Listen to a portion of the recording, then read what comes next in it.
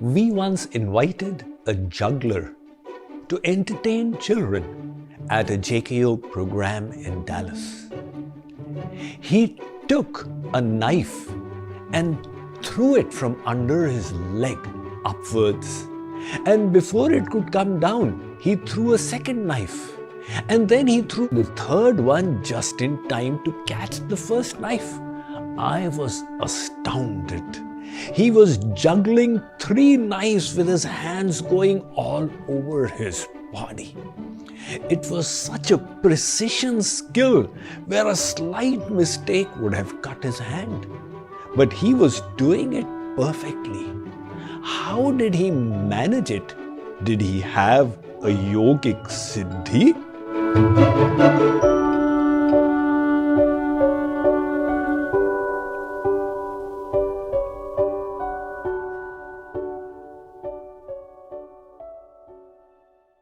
Well, when we go to the circus and we see the acrobats walking on ropes tied at 80 feet height and balancing themselves while keeping one saucer on top of which one cup, on top of which another saucer, then a cup, and then a saucer, and then a cup, we wonder again, how do they do it? Do they have mystic abilities? Well, all of us have some amount of expertise, and those who don't know the secret would conclude the same about us, that we have yogic siddhis. Consider, for example, a villager who has never seen a typewriter comes to the city and looks at you as your fingers fly on the computer keyboard, typing at the speed of 60 to 100 words a minute. That villager will also conclude, my, this guy's brain thinks so fast. How does he do it? He's got mystic powers. Well, not really. In each of these cases, it was just the consequence of practice. So how does our brain cooperate in enabling us to master skills? This is important to understand. The first step is called conscious incompetence, where we apply our complete attention to the task and yet are inept at it. Like when children first sit on the bicycle, they find they need to multitask, maintain the balance, grip the handle, press the pedal, and look in front. They do it extremely attentively, and yet the cycle falls. But then, as one keeps practicing, the next stage comes, which is conscious competence. Now the work is done properly, but only with complete attention upon it. So with practice, children now cycle without falling, but they cannot do anything else alongside because they need to be attentive. And as the practice continues, the third stage comes, which is unconscious competence. Now the subconscious steps in and the stage of automacity is reached, where the subconscious enables us to do the task competently even without paying complete conscious attention to it. At this stage, children are now cycling and speaking to their friends alongside, singing songs and looking at sceneries in the horizon. So this learning process is enabled by the neurons in our brain. The brain is an astonishing mechanism with 100 billion neurons. And when neurons fire together, they wire together, so to say.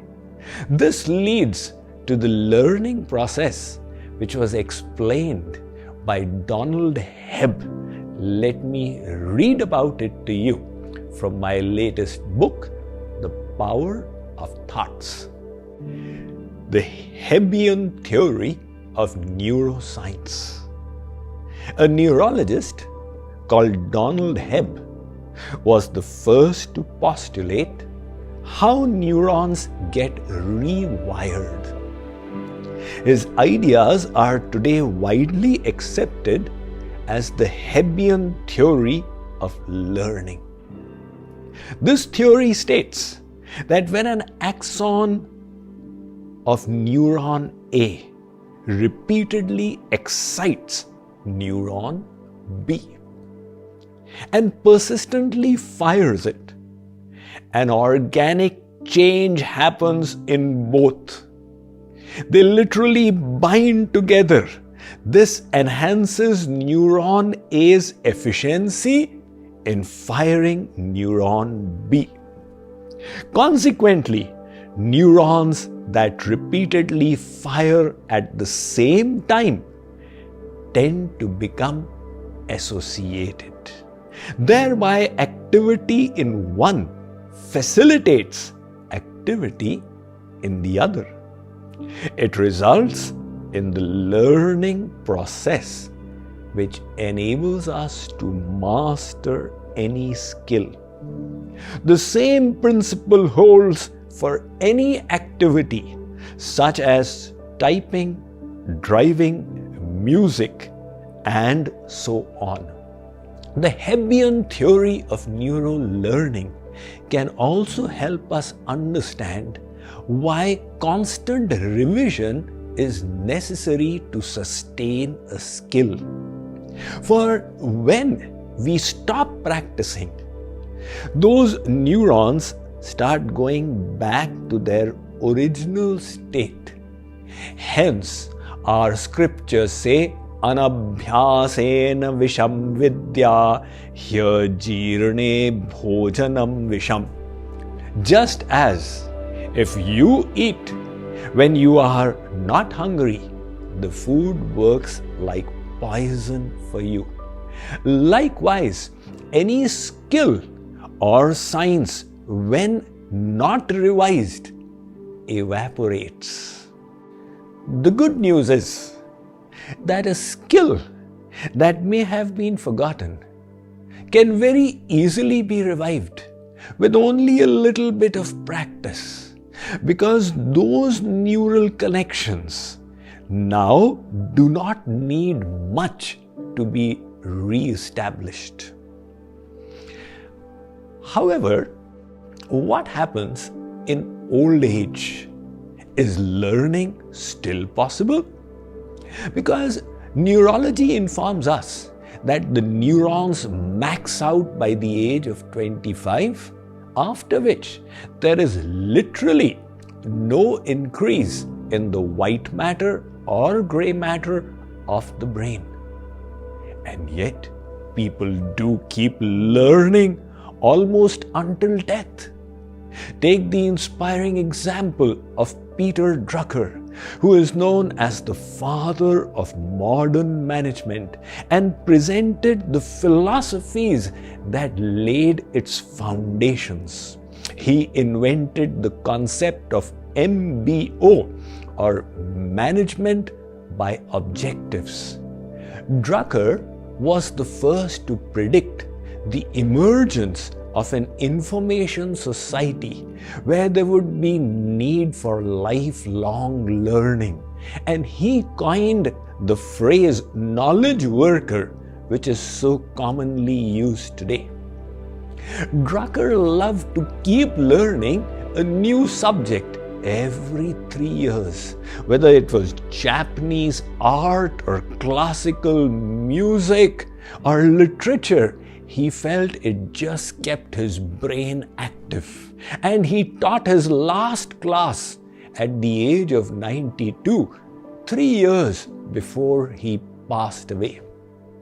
Well, as we age, the quantity of the neurons does not increase, but the possibility of their connecting with each other to form new circuits remains ever present. That is why the saying, "You are never too old to learn."